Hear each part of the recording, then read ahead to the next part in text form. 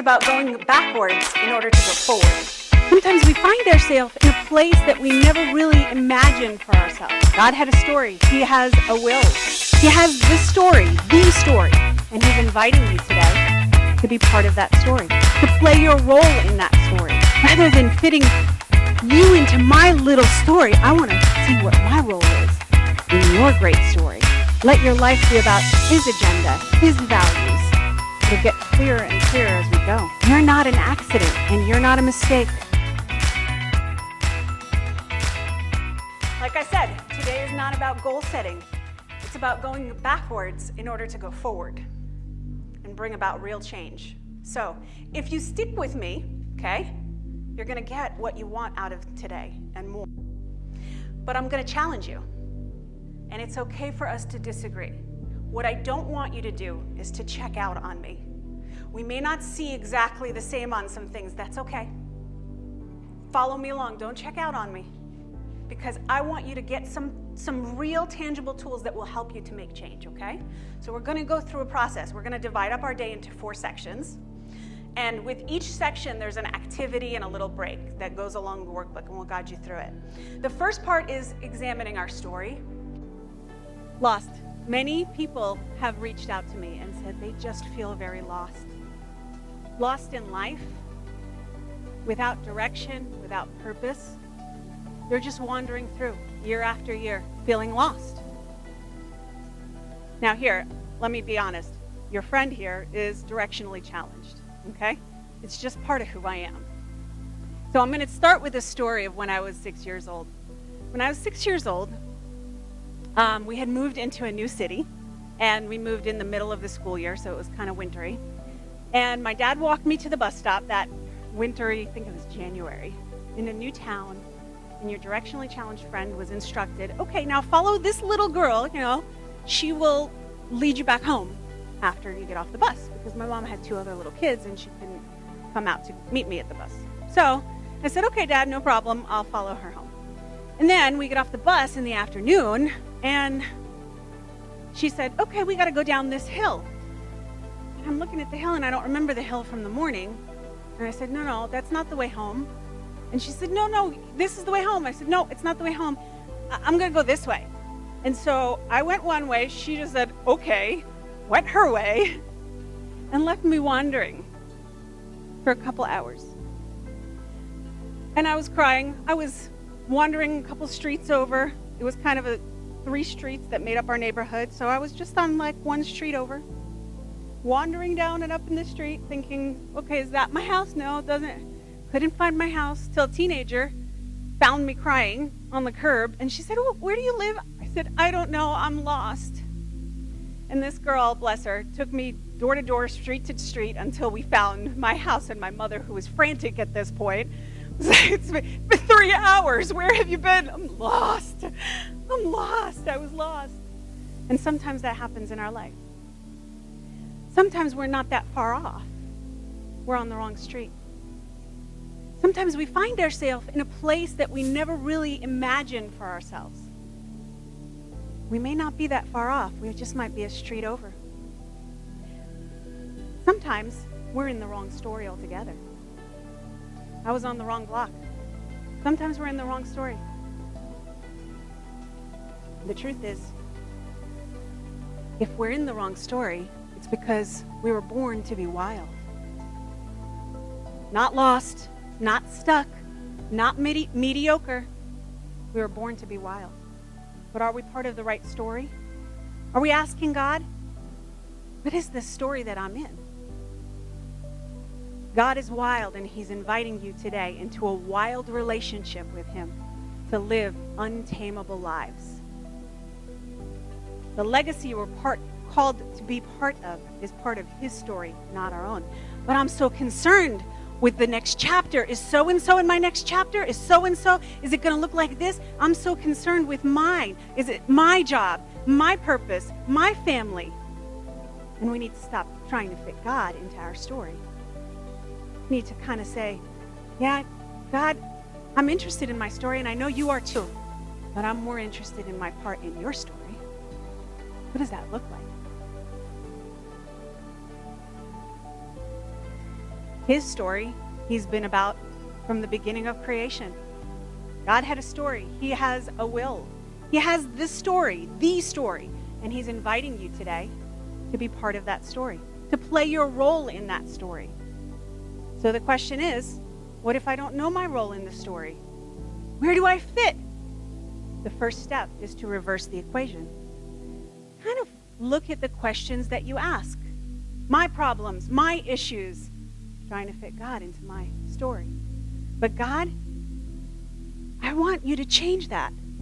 Rather than fitting you into my little story, I want to see what my role is in your great story. Let your life be about his agenda, his values. It'll get clearer and clearer as we go. Your life has purpose. You have a destiny. You're not an accident, and you're not a mistake, and you're not defective. You'll find that out too. God's not surprised by you. When we know that he has a story, it takes a lot of pressure off of our backs. What if I make the wrong decision here? What if I marry the wrong person? What if I move to the wrong city? What if I? If God's in the equation, it's not the pressure on your back anymore. We let him lead. We invite him into our lives and find our place in his story. Most of the pressure comes from the limitations that society's placed on us. You go to school, you get a degree, you get married, you have children, and check the box, check the box, check the box, check the box until you're 40 years down the line. Until you wake up in the same thing over and over, questioning your purpose. Why am I here? What is it that you want of me?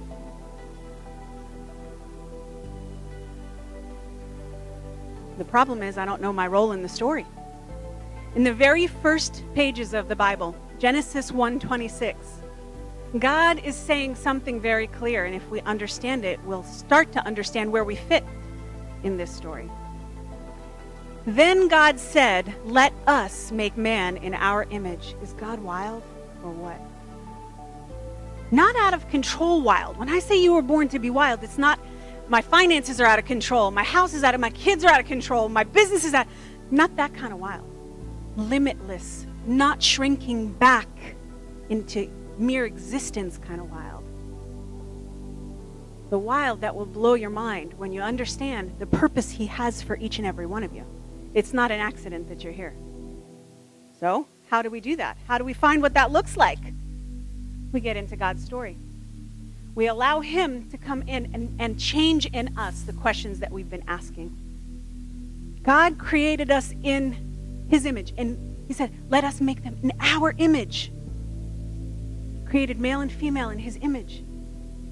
The God that created this immense cosmos, the galaxies, and yet the details in every leaf that we see, every flower petal. There's no detail of your personality that goes unthought of. He wasn't doing it without thought and purpose. He didn't make you to be tame and normal and Western and average, to have a little insignificant life. No. If that was the case, that would be an awfully small God. No, he's asking today, do you even know who I am? How big I am? When I made you to be like me.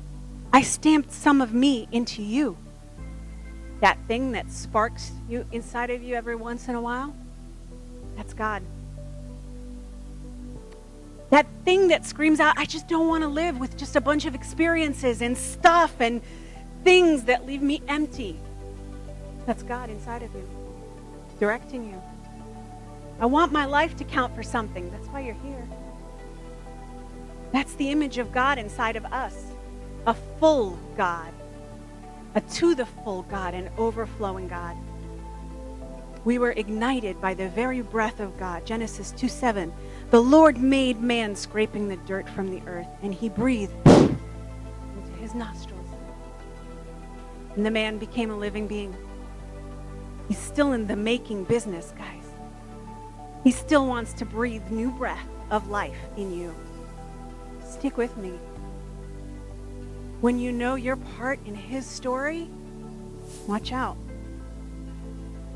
not a surviving life, it's a thriving life. The truth is, we are not a product of our circumstances, our family, or our upbringing, although we typically tend to think we are. We let those things limit us. But you don't know, I'm fill in the blank. But I'm only from a fill in the blank. No, God is not limited by the limits that you or others have put on you. Are you struggling in your marriage? Do you feel hopeless in your relationship? Do you feel like you've tried everything without success? Does divorce seem like the only option you have left? Did you know that traditional once-a-week counseling has only about a 7% success rate? It's not your fault. No one teaches us how to be married. At Reclaim Marriage, we believe your marriage can be saved no matter how hopeless things seem. With our proven methods and 93% success rate, you can rest assured that your marriage can be saved. We believe that marriage problems are fruit of many of the past hurts and disappointments. Most counselors treat the symptoms, not the root causes. And this is usually a temporary solution because the fruit simply grows back. Reclaim Marriage gets to the root of the problem, teaching you revolutionary new ways to resolve your issues and get your needs met. Now, this process will only take a few short but intensive days. Your happiness is not years or months away, but literally just days away. Your solution doesn't have to take months or years of therapy. But with our proven method, your marriage will be better than you've ever dreamed possible. For more information, visit www.reclaimmarriage.com or call 704-444-0888. We are destiny bound. We're not a product of our circumstances. So back to the question. The problem is, I don't know my role in the story. Adam didn't question his purpose because he was in a relationship, a connection with his Creator. Listen, I'm not here to push my perspective on anyone because I'm not about religion. Sorry, I'm not. I am about a real living relationship with your Creator. A relationship that breathes life into every area, that changes everything that you do because that connection is there. And because Adam knew that he came from God, he had that relationship back and forth. When we're in that relationship, our connection, the plan becomes more and more clear. God has a story going. Even though he did for Adam, it went south in a hurry, didn't it? Sin entered, greed entered, my story, but me, right? You know that story, how things turned out in that one? Confusion entered, but the storyline never changed. And by the way, at some point, God is going to breathe into you in a new way. Maybe it's today. And you're going to go, whoa. That's what I was searching for all along. I knew there was something more for me. I wasn't satisfied being settled where I was. And it's like God's introducing himself to you all over again. And he's saying, hi, I'm God. Would you like to be part of my story? I'm inviting you into your role. Okay. Jesus tells this very well. And it's kind of our focal point of our day-to-day, the verse. He tells of a story in John chapter 10. A story that, in a way, is familiar to many of us. He tells the story of a shepherd and a flock and sheep in verse 7. And he says, I am the gate for the sheep who enter. And all who came before me were thieves and robbers. Whoever enters through me will be saved. See, the plan for sheep is pasture. And he says, I'm the way. I'm the way to that pasture. Follow me. But we see in John 10, the thief comes only to steal, kill, and destroy. We're going to get into that, and we're going to uncover that lie in the next section. Because I don't want what the enemy's stolen from you. He doesn't get to take any more of your future. We get to limit put him where he belongs in our life, and that's nowhere in our life. But I have come that they might have life, and life more abundantly, life to the full, life overflowing, life over and above your wildest imagination. Because God is that way. He's wild. He's limitless. And yet we stay in our little place, stuck in our little lives, struggling in our little struggles, because we're asking the wrong questions. We're in the wrong story, girls. We're on the wrong block. Not that far off. Sometimes we need somebody to just say, hey, can I help you? Not just existence, but wild, adventurous life to the full. I have come to lead you there, to something like me. So the question now is, will you follow me? But what's the plan, God? Where's the blueprint? No, just follow me. A life following Jesus is not tame or boring. It's quite the opposite. But here's the warning. The story doesn't always go the way we think it should go. We have lots of examples in the Bible from that, though. Joseph, Esther, Abraham, add to the list. Even Jesus himself. Peter really struggled with that. Jesus, isn't this is your kingdom? What's going on? You're dying. That's not part of the plan. There's going to be left turns. There's going to be moments where plot twists in the story. You didn't see that coming. But follow it along. Because as you keep following, you see, you know what? Had it not been for that in my life, I wouldn't be who I am.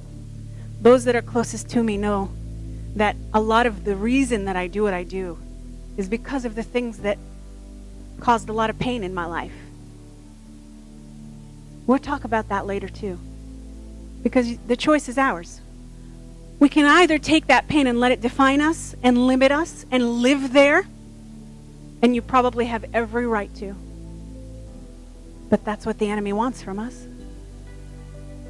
Or understand that God doesn't waste our pain. He never allows you to go through something that he can't take and turn for your good. Every single time. We've been married a long time. We've been through a lot of stuff. Some things that we wouldn't wish on our worst enemy.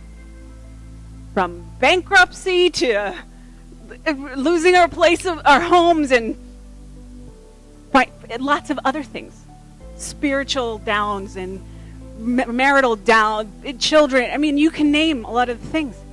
But if I look back on them, I can say, you know, when I was able to surrender in that moment, wow, look at the shape of how my life is. Look at how I'm much more sensitive to those around me. It's because God doesn't waste our pain, but I have to choose to release it. I can hold it. I could let it define me. But I don't want that choice for you guys. Okay? I created you with purpose and destiny. Destiny that you would have an eternal impact and a legacy. Maybe there's big left turns in your life. Maybe things didn't go how you've planned. God's speaking to you and he's meeting you in this place today. He's saying, hi.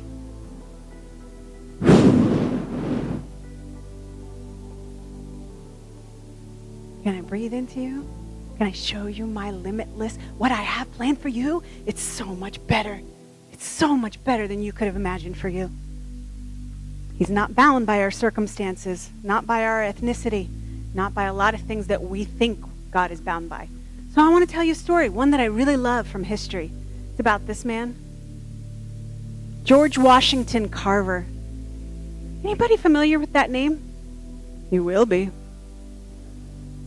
He was born in the late 1800s, and his father died right before he was born. He was born into slavery. Slave raiders kidnapped him and his mother. They never recovered his mother. They found him and brought him back to the plantation. And he grew up weak, sickly. Every year after year, they didn't know if this man was going to make it. This boy was going to make it. He had a lot of things going against him, didn't he? Since he couldn't go out into the fields and work, he was homebound much of the time. It turns out that this guy was brilliant. He was an amazing painter, a piano player, but he had a certain knack for horticulture. That's a big word. He had a thing for plants. He was really good with God's plants. And so he went on to be the first African American to attend Iowa State University. He got a degree there and started teaching at Tuskegee University. He was an agricultural wizard and a simple man of God.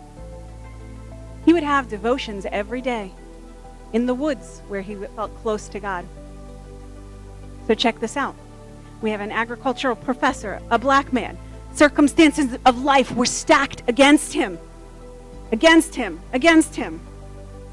But he connected to God in the woods. And you think that your life is ho-hum. I'm stuck in some cubicle. I'm stuck in the same old routine. I'm stuck with the kids day after day after day. My story has gotten real slow, God. You must not be in it. You've forgotten about me. And he's like, wrong story. So George Washington Carver, this is recorded in his autobiography. He's sitting on a stump one day out in the woods, having his devotions with God. And he's out there and he's connecting with God, and he says, God, I just want to know you more. I want to know you more. God, could you tell me how you made this whole world? I just want to know. And it's recorded that he felt that God was speaking to him and said, oh, George, if I told you, you couldn't even understand it. I can't tell you how I made the whole world. Your brain is too small to handle that. And so George goes, okay, God, fine. You can't tell me about the world. Could you tell me about me? How did you make me? Could you just tell me that? And he says, he felt God was speaking to his heart and said, oh, George, you couldn't understand that if I wanted to tell it to you. It's too vast. It's too big. And so now by this point, he's kind of frustrated. And he goes, fine, God, fine. Can't tell me about the world. I get that. You can't tell me about how you made me. Fine. Could you tell me about the peanut? He wasn't really asking to get an answer. He was just frustrated at this point. It's recorded, okay? Could you just tell me about the peanut? How about the peanut? And it's recorded that he felt the direction of the Holy Spirit at that moment. He went back to his laboratory, locked himself there for 48 hours straight, didn't eat, didn't drink, didn't sleep. And from that, he just wrote. From that time, the man is credited the end of his life with 325 patented products related to the peanut. He revolutionized agriculture, industry, finances of countries. Yeah, I could tell you about a peanut. That's your part in my story. That's your part in his story. He's given you something to do. He's given you something. We get frustrated with our little bit because it's about me. God, could you I want to know you. Okay, come. Just ask me the right questions where you fit in my story. I'm going to change the world through you, George, and the peanut. And he did. At relentlessmarriage.com, you'll find many free resources that will help you have the marriage of your dreams. Get your free Marriage Builder Toolkit today at www.relentlessmarriage.com/toolkit. Where has he placed you in his story? That's what Jesus had in mind when he said, I have come that they might have life and life abundantly. 30, 70 years, 15 years, it doesn't matter. Awaken to the reality that he made you for a purpose. And if he's in the equation, you can ask God what to do about your job, and he will blow your mind. But my job's in a peanut factory. And God's just going, well, just ask me. But I only teach this, or I'm stuck here doing that. Okay, just ask me. Don't limit. You know what? Start getting in the right story. Jump jump into God's story because he's invited you. If you let him, you were born to be wild, not tamed, not controlled. Problem is, sometimes we let perceptions paralyze us. Our past doesn't need to steal any more of our future, but that's a choice. If I don't update or hold on to the image of perfection or my past, I miss out on all the benefits that God wants to do in my life. Don't let perceptions of yourself paralyze you from all that God wants to do. So, we are going to do our first activity. In your workbooks, you have a sheet. Okay, it's the first sheet. I'm organized like that. Yeah. Okay. So how we're going to do these breaks and activities is you're going to have some time to fill this out. What we're going to do is, what's my part in the story? That's the first sheet we're going to do. You're going to take some time and answer the very first question. I want you to really pray before you even start to write. Okay? God, what have I allowed to define me? Is it all the hurt that I've had to deal with? Is it injustice? Is it fear? And just see what you start to write. And then, now some of you are sitting at tables where you don't know others, and some of you are very comfortable with your crew, right? I want you to ask regardless. Ask somebody else at the table. Ask the others at your table what they think of you. It might be, you have a warm smile. It might be, I like your hair. And they might know you on a different level. Allow them to speak those words and record what they say.